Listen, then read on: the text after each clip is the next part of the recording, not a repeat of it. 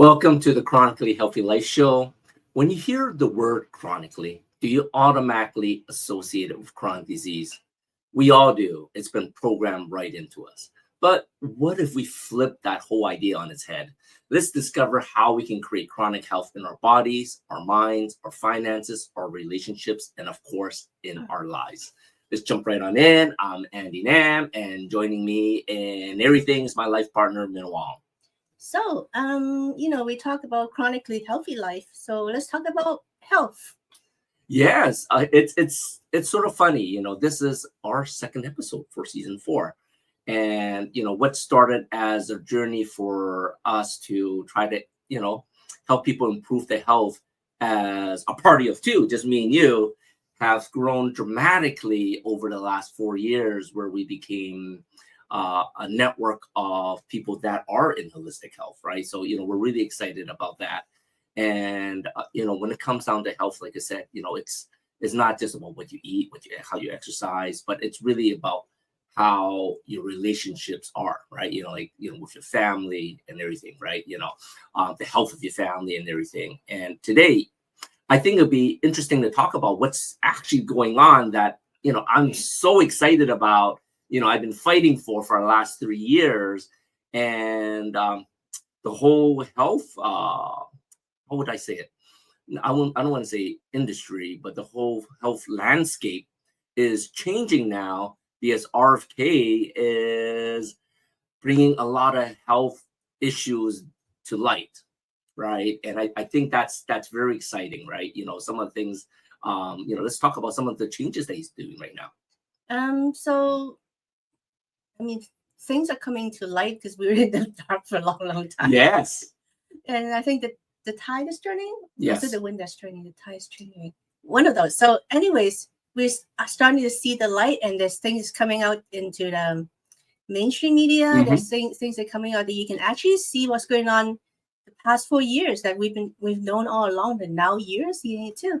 Exactly. And we're excited because we've been following all these scientists, all these doctors, and they've seen all the studies, and it's always been in front of you.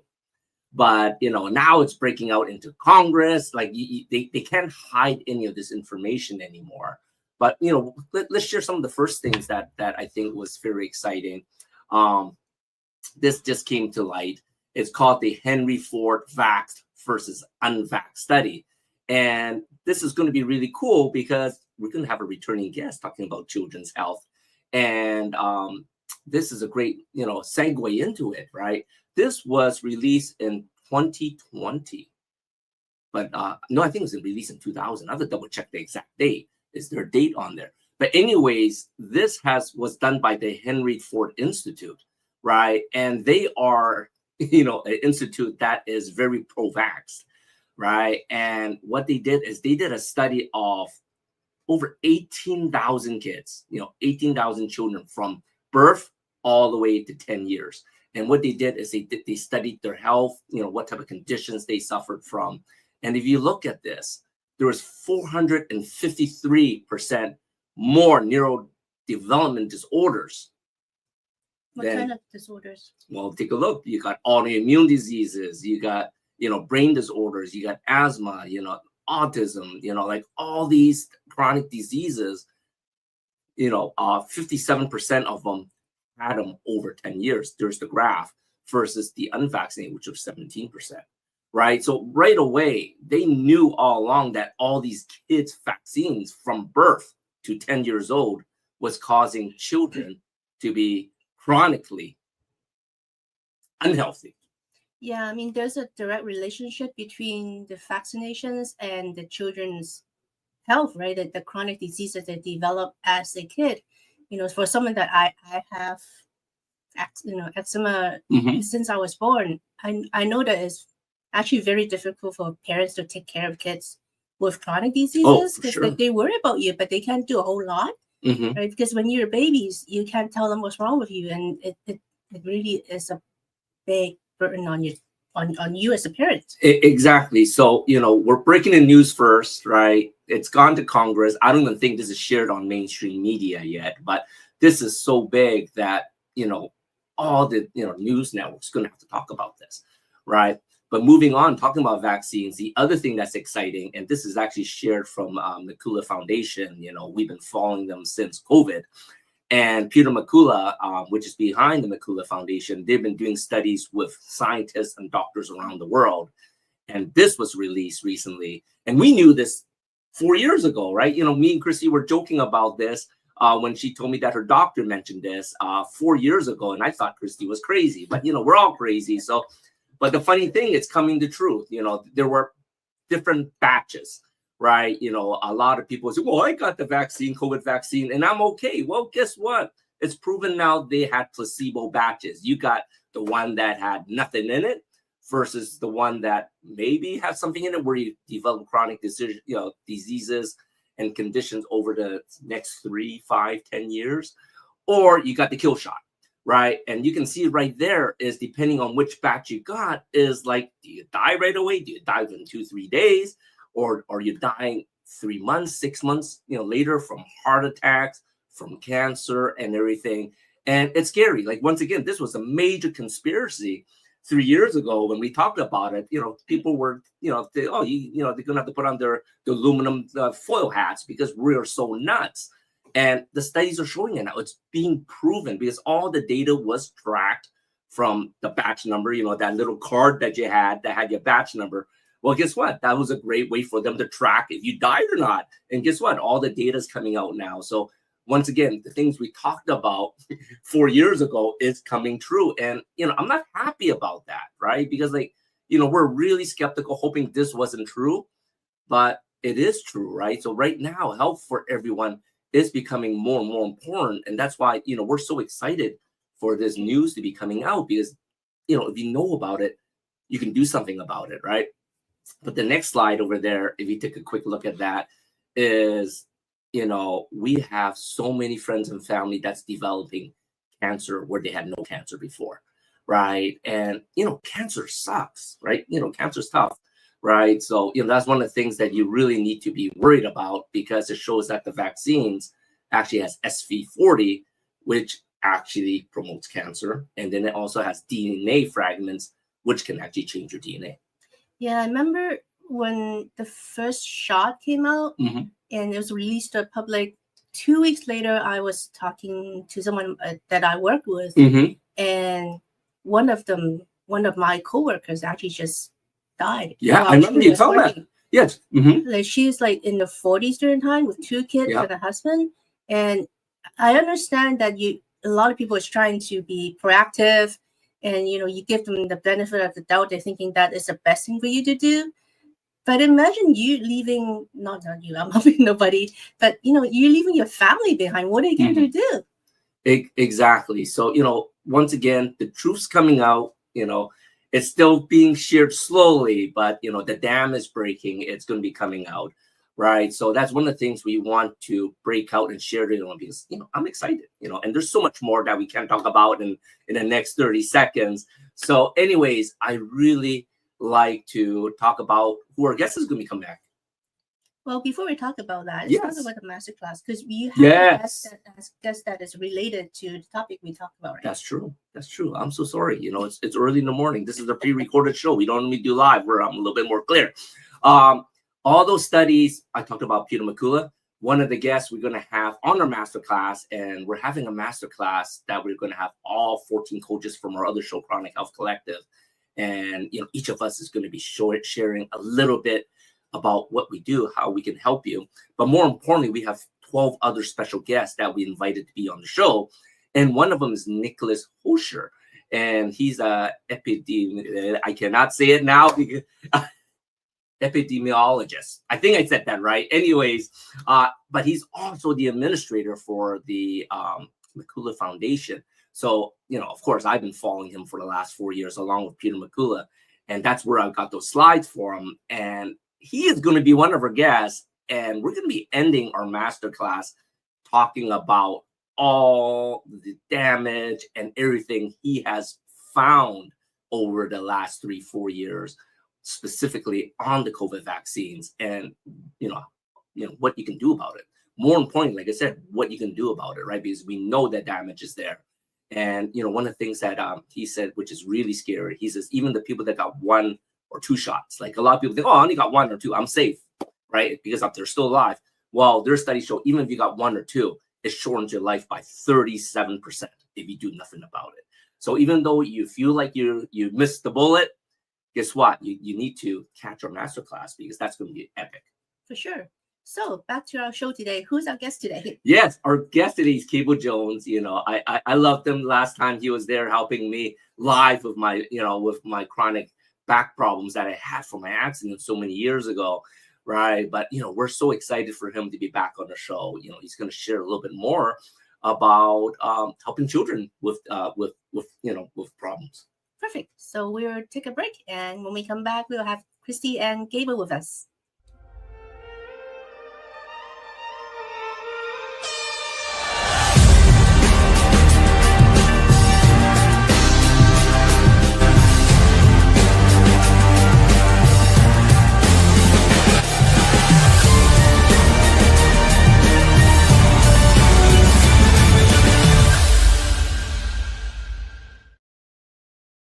A life empowered is closer than you think.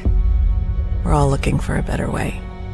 Reimagine what's next with a new sense of exuberance. Why not power on like you mean it? Or power off blissfully? A better sleep is a better awake. You've never moved like this before.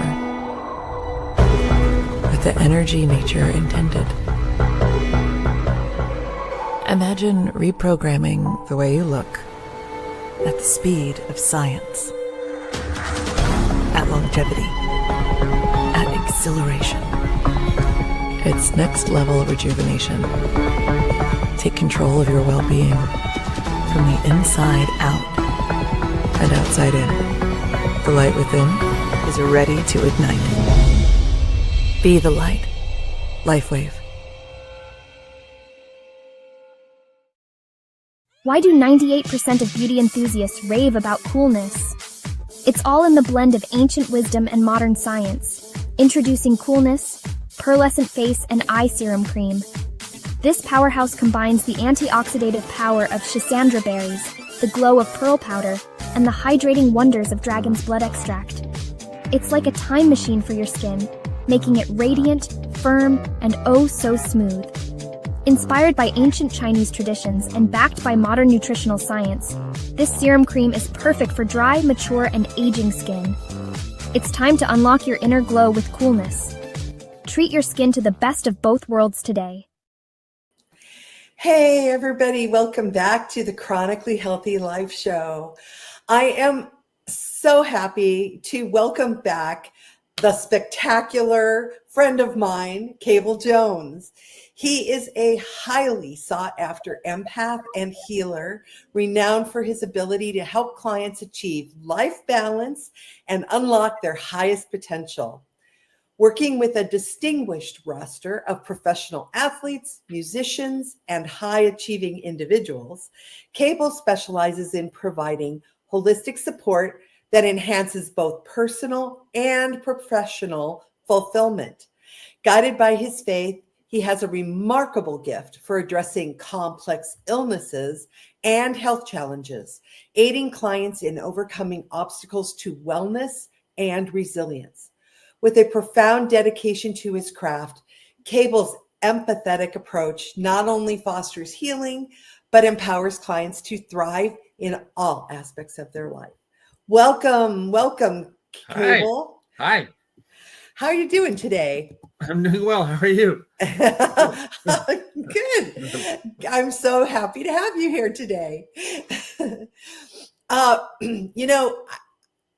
really grateful. The topic today is children's wellness. Particularly, we're learning. I don't like to call them learning disabilities. I call them learning differences are concerned, because that's my background in teaching. So it's very near and dear to my heart that you agreed to come on today and talk about that. Okay. Yeah. How children learn in various different ways. So abilities of people to learn, children especially, and adults. I think a large amount of adults are big children. They're going through life, and they keep the childlike exuberance to continuously learn.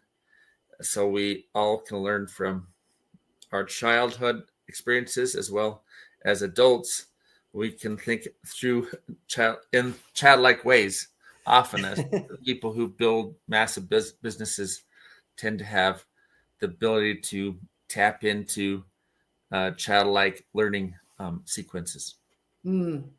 So Andy and Minna were talking about how vaccines, not just COVID vaccine, but all of them impact the neurology. Basically, it's the neurology of the the way they learn. So then comes school, and we teachers are dealing with these kids. And my experience with them was to slow down and come and like adjust to what they needed. So, and every kid could be different, but slowing way down was a big part of it. How do you feel about that? Yeah.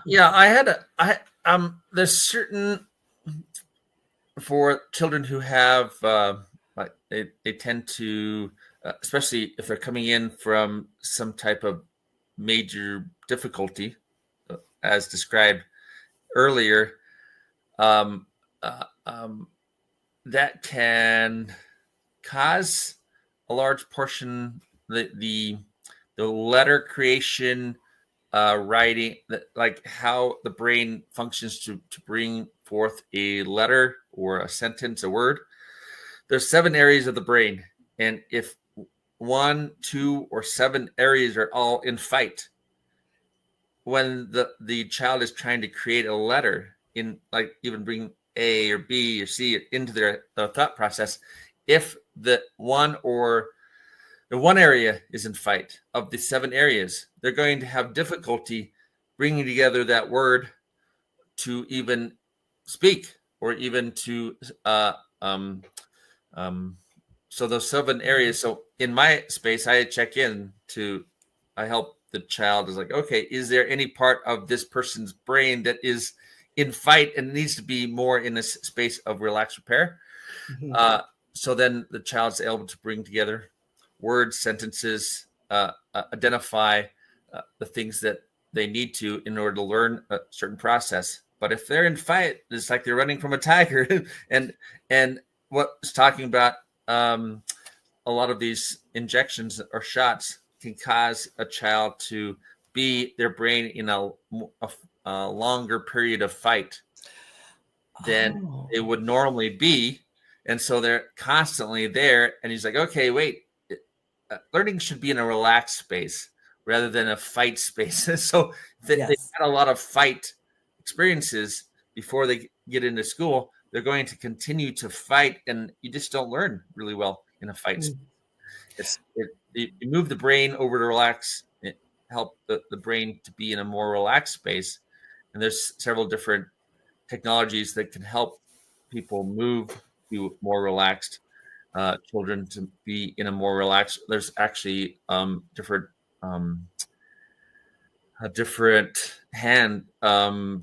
body exercises that can be done to connect the brain to relax, help the brain start to relax.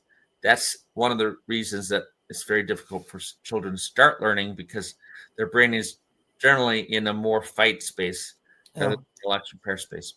So let's create a scenario here. So we then send the child to school where it's a high pressure situation by design, which is one of my pet peeves and something I'm trying to change in the world, because I think it should be relaxed and fun.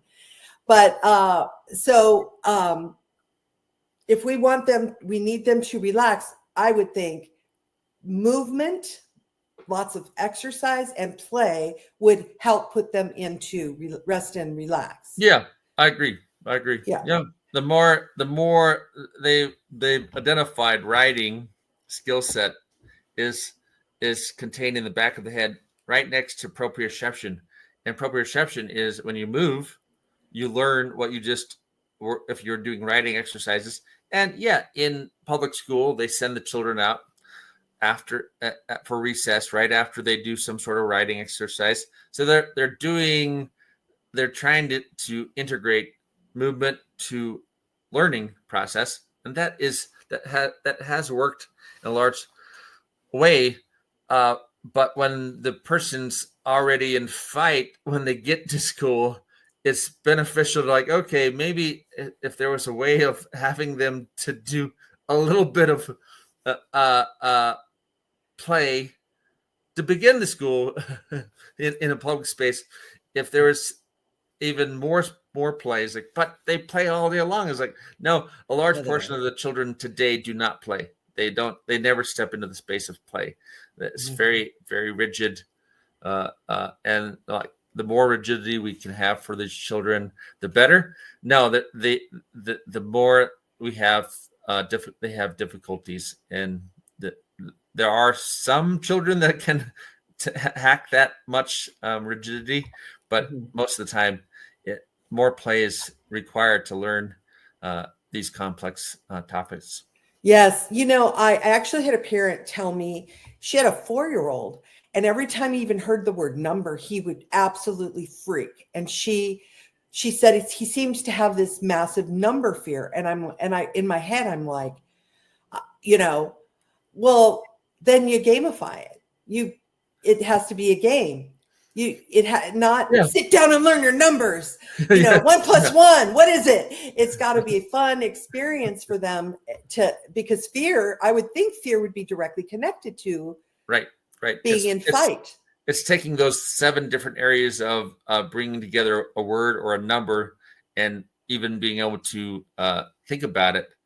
That has to be a relaxed repair inside the head, or the person's not able to.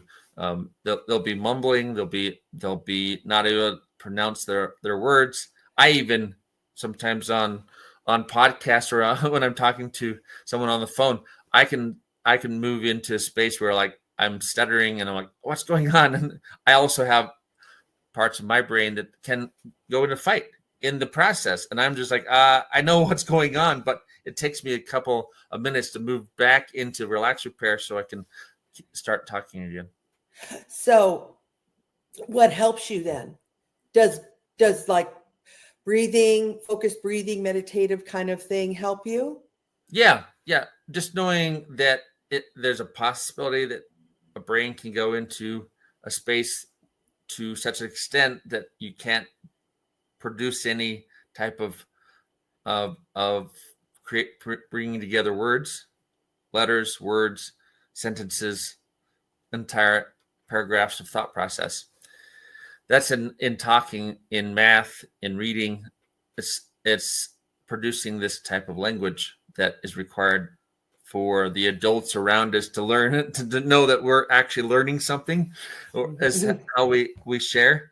But it reminds me, there's even when I was going through elementary, middle school, high school, then when I got into more complex learning, university space, I had professors that were like, Cable learns in a different way than everyone else. And I had a professor, he would write up test questions, and at the end of the test, I'd take the test, he'd come and ask me, like, how did you got this question wrong? How did you view the question when you read the question?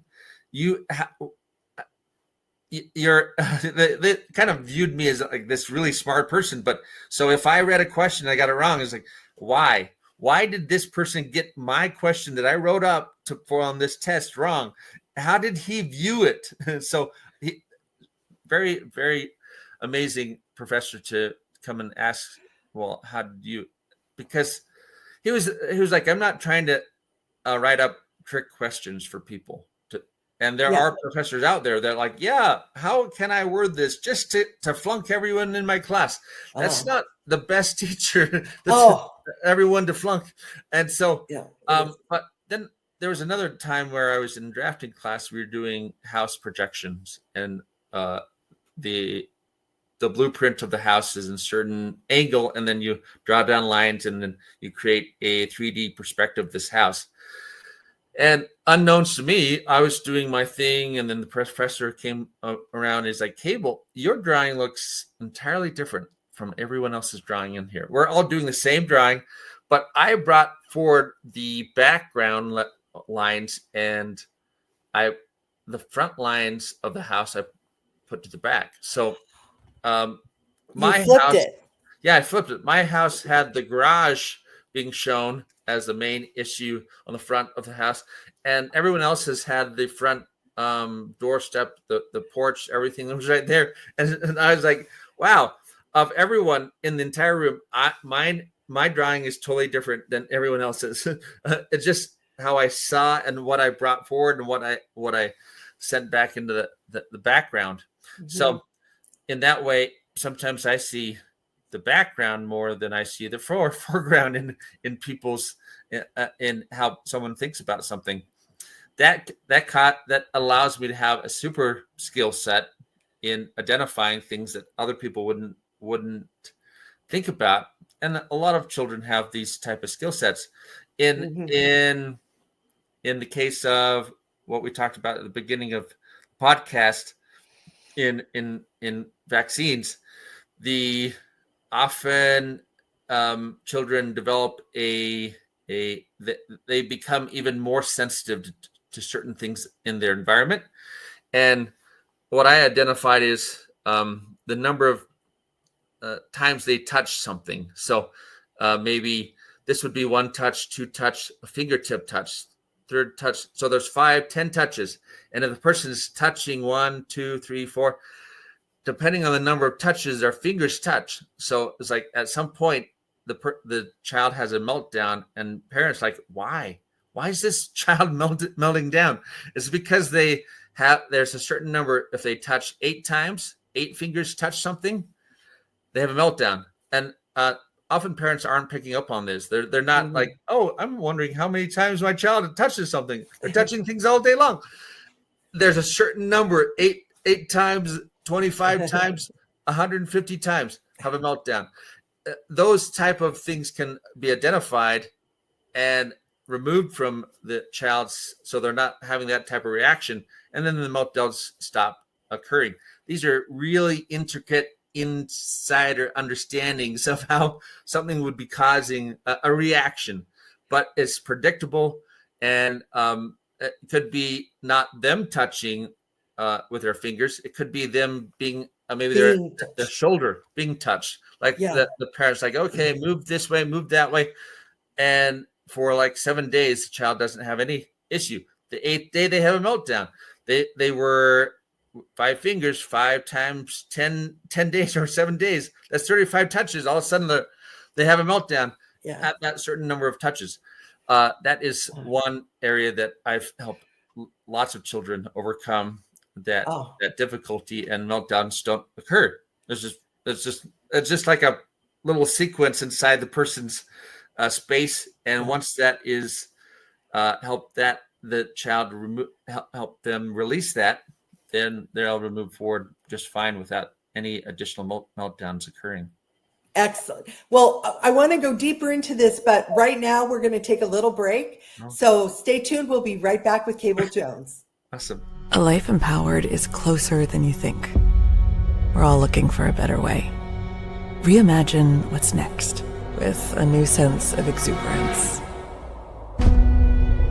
Why not power on like you mean it? Or power off blissfully? A better sleep is a better awake. You've never moved like this before. With the energy nature intended. Imagine reprogramming the way you look at the speed of science. At longevity. At exhilaration. It's next level rejuvenation. Take control of your well-being from the inside out and outside in. The light within is ready to ignite. Be the light. LifeWave. Imagine a life where every day is fueled by energy, vitality, and purpose. where age is just a number and your best years are always ahead. Hi, I'm Andy Nam, certified functional nutrition longevity coach, best-selling author, and international speaker. After reversing my own chronic health struggles, I'm now on a mission to help you live longer, stronger, and of course, to look younger. I combine biohacking, cutting-edge nutrition, and stem cell technology to unlock your body's full potential. So no matter where your starting point is, I'm going to guide you toward a chronically healthy life. Ready to reverse aging and take control of your future? Connect with me today. Your journey to longevity starts here.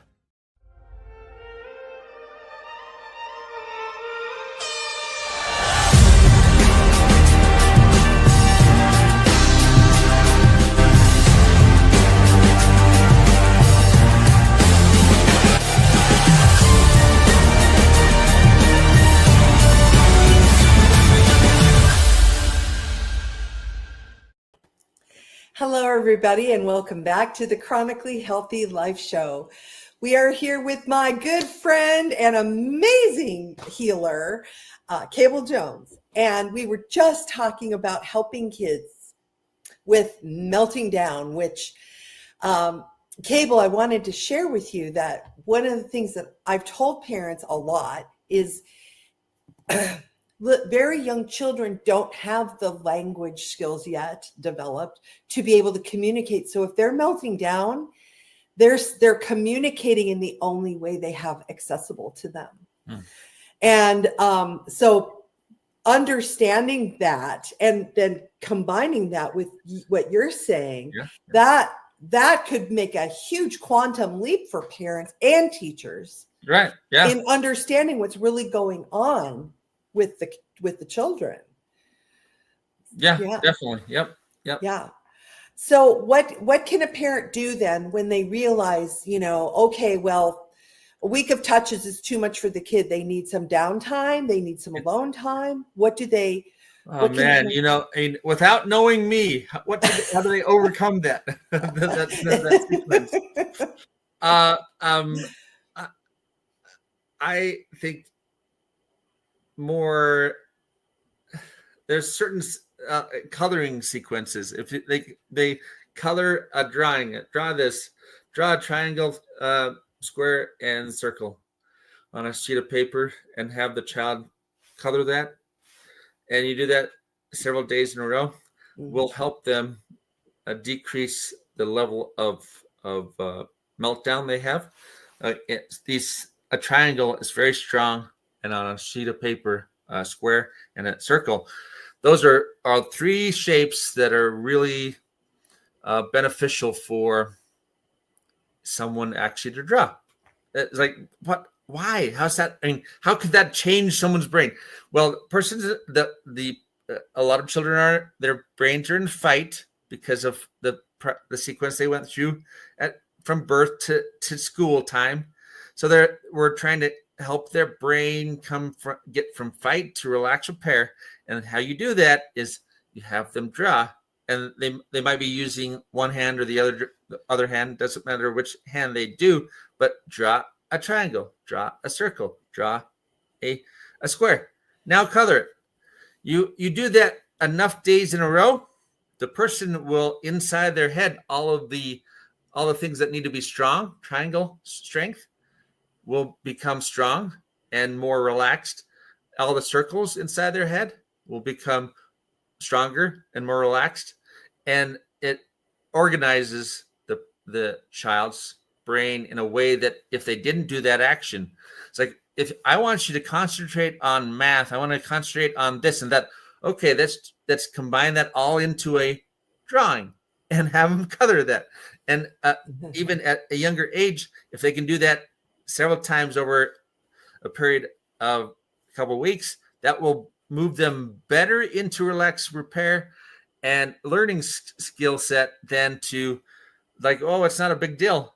Drawing and coloring and playing on a sheet of paper is a massive skill to help that brain go from fight into relax, repair for a longer period of time. I have a game that I play with the young ones Yeah. with a big mat on the floor with the numbers. Okay. And then I send them on little scavenger hunts. And so if they find a little cup that has, say, a 2 on it, they have to bring it back and put it on the 2 on the mat. But then whatever, there's always 2 of something, like 2 pennies or 2 stickers or something in the cup. And they get to keep what they find in the cup. Oh, awesome. So it turns it into a fun, let's not be afraid of numbers thing. Right. Yeah. So is that akin to what you're saying, where it's a play thing? Similar. It'd be similar, but in a drawing, if the child's able to draw the triangle or the circle or the square on a sheet of paper, that adds a spatial. You're speaking about spatial, going out and finding something and putting it on a sheet of, but actually having on a sheet of paper. Yeah, a lot of people are moving into this the computer age and iPads and things like that. But having a sheet of paper where they're actually drawing something, a triangle drawn on a sheet of paper is really, really, really, really strengthening to brain synapses that you wouldn't normally get from anything else, any other actions they do. You are absolutely right. It is actually neurologically proven. I did a lot of studying about the neurology of learning when I was teaching. The hand-brain connection there's nothing better. That's why so many people will say, oh, I don't journal on the computer. I write in my journal with a pen. It's because it's a real thing, and it is broken when you use the computer. Yeah. Yeah. So just actually having them draw the triangle on a sheet of paper, and they don't even have to color it, just to draw a triangle. If every child just drew a triangle on a sheet of paper at the beginning of their day, how well they did in that day in all of their studies would be much better and faster just by doing that one little triangle on a sheet of paper at the beginning of the day. Oh my gosh, that's so amazing. Or if they're really little, they can do it with finger paints. Yeah, 100%. Something. It's like, hey, here's the shape that we want. Paint this shape. And I was like, okay.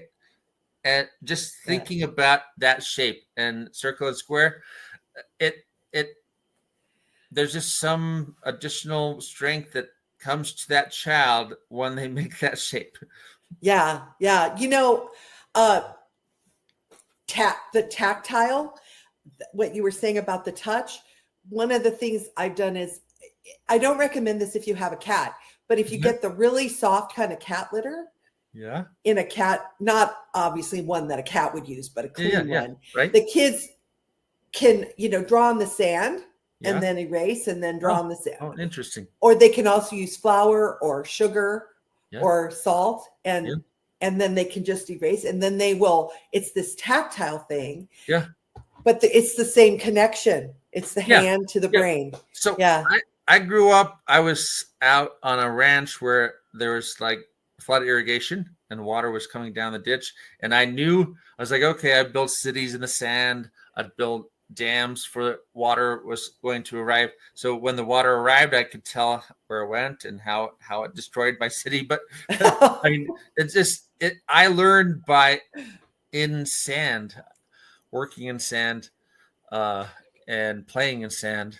And it was a perfect place for me to play and learn all the different things I needed to. And then I also learned about how the furiousness of water and how it can be very destructive, but it also you can actually direct it in certain ways. And so I have lots of time where my mother was she'd put a red shirt on me, and from a distance, she could see me from a distance down in the fields.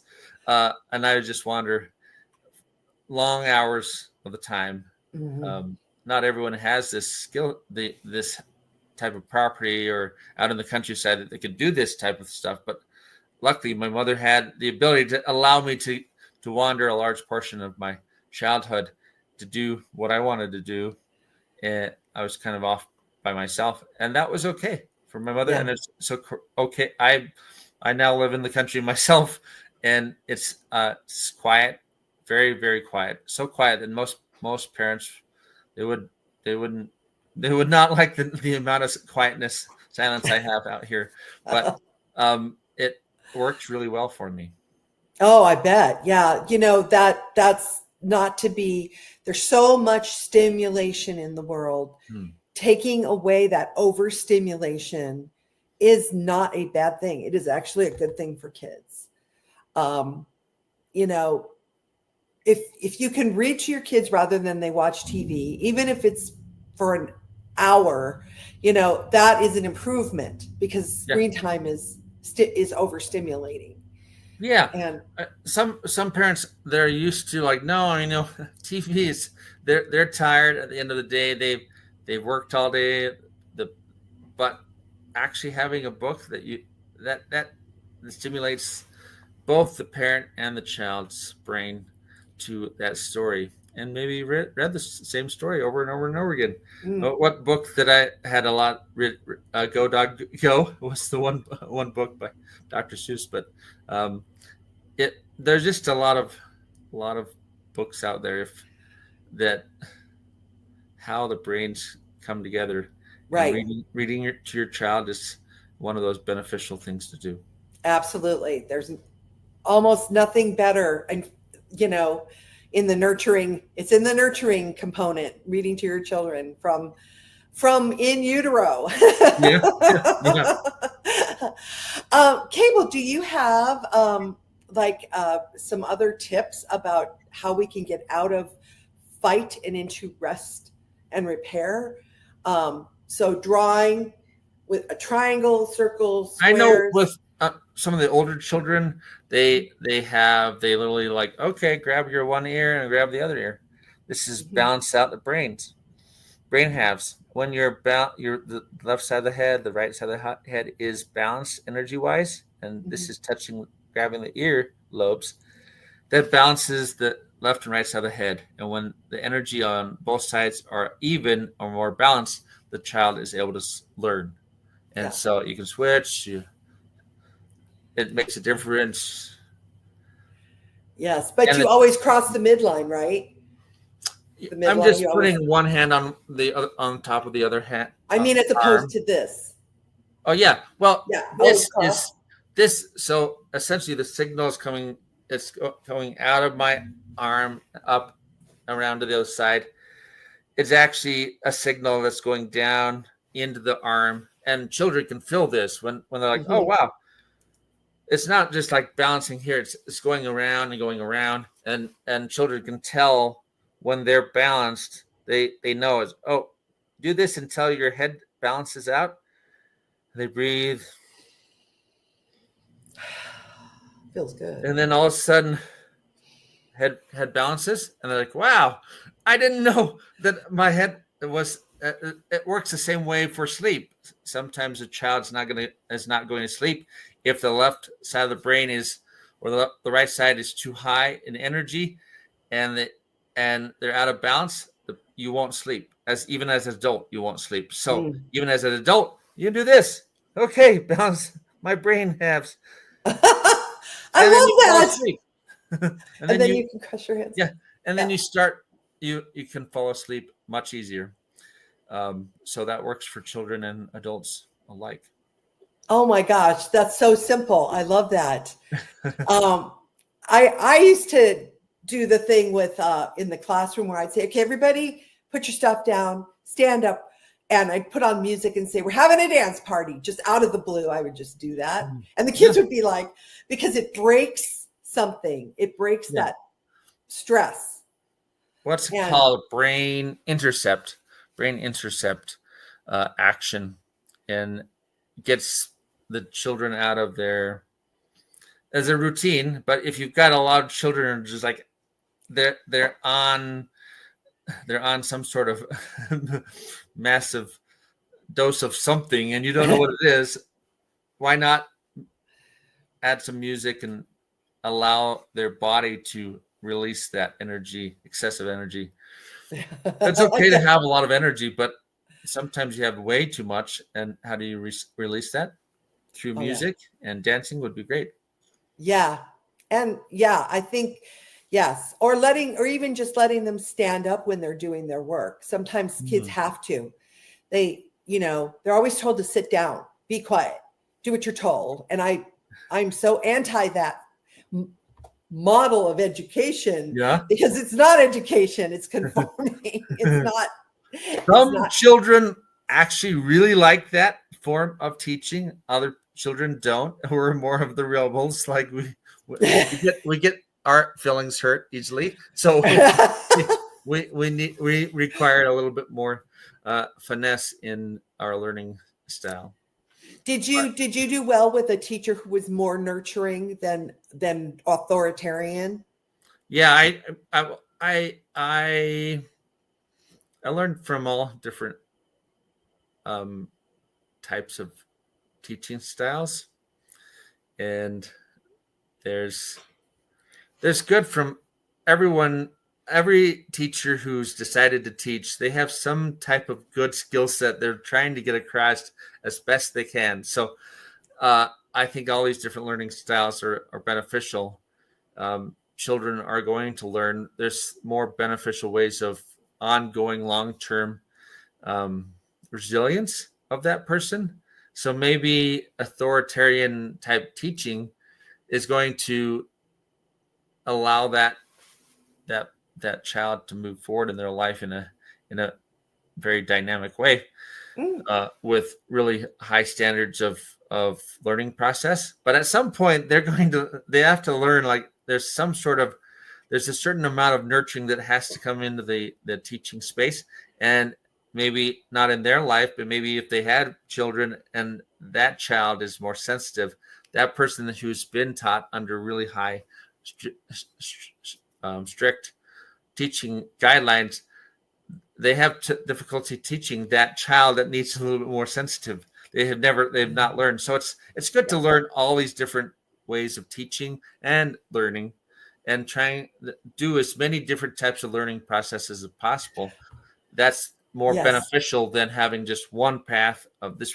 This is how school is going to do learning. Like Barefoot Learning Club, you're talking about, okay, having children go out and learn in nature would be a lot more beneficial for them. And that is true. Not all parents are able to do that action of having their children. But I would just say, try to find as many different types of learning processes as possible, and expose your child to as many different learning experiences as you can. And that just allows the brain to develop better, easier, faster than if you just chose one path of learning.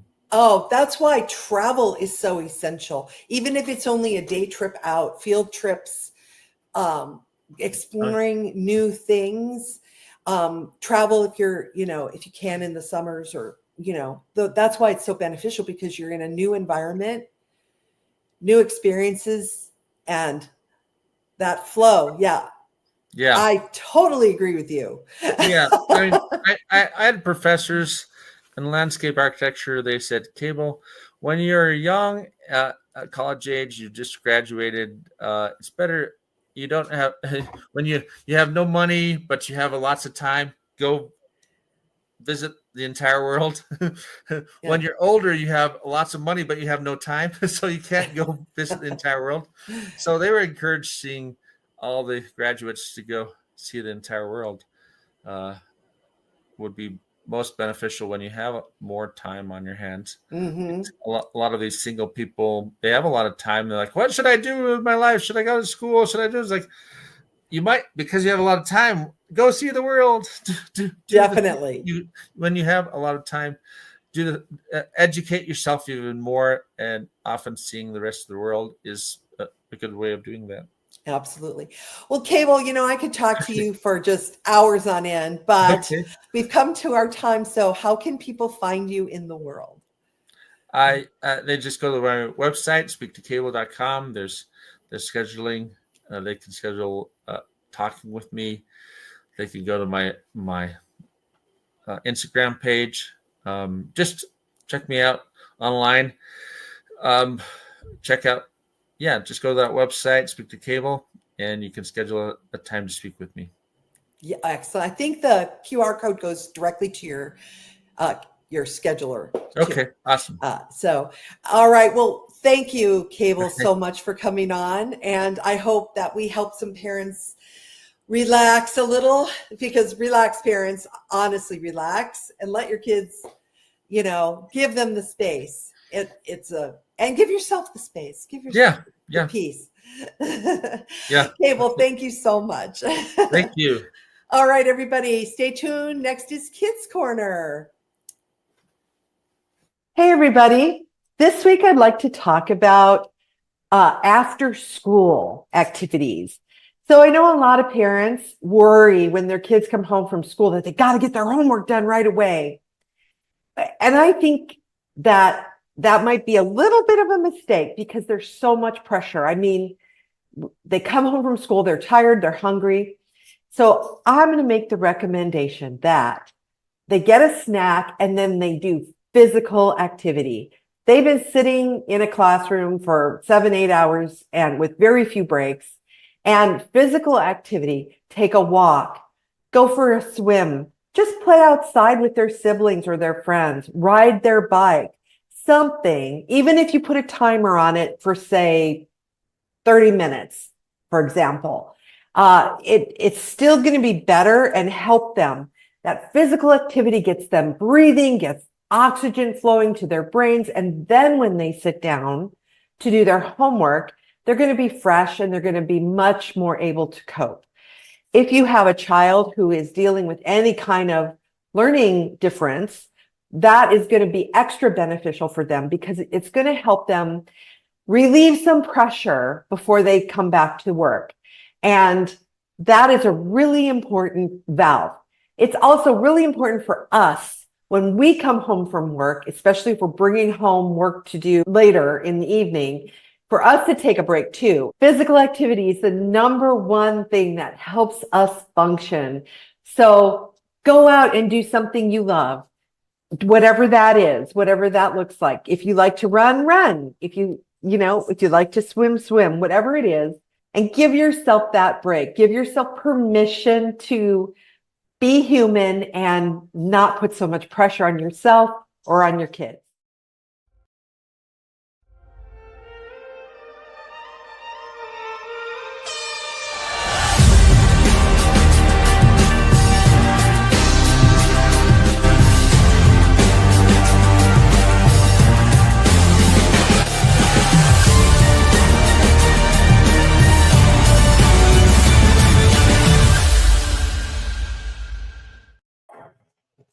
Thank you back. Welcome back to the Chronic Healthy Life Show. That was actually really cool. A lot of the tips he's talking about, especially for children, which like he said, I think relates to a lot of the adults too, from getting into that fight space into the relaxed space. Yeah, I'm glad there are experts like Cable and Christy around. Like, I think a lot of parents, they get frustrated because the kids aren't doing well in some area.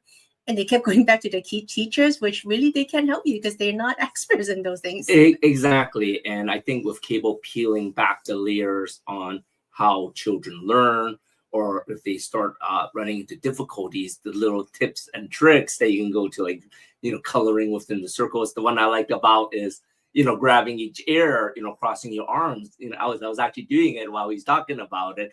I was like, wow, that feels very different than when your teacher or parents pulling on one ear, right? So, but if that's a way for the kids to reset themselves, that's a very simple tool, rather than say, oh wow, my kid's always angry all the time, right? So these are great tips that all of our guests are sharing, and I'm so happy Cable is here to share some of that, because like I said, we started from the beginning on how kids could be damaged right from the get-go, and he was sharing tips on how we can reset the children's minds after that. For sure. So that's it for this week's Chronically Healthy Life. Thank you for sharing this space with us. We're honored to be part of your journey towards healing, hope, and longevity.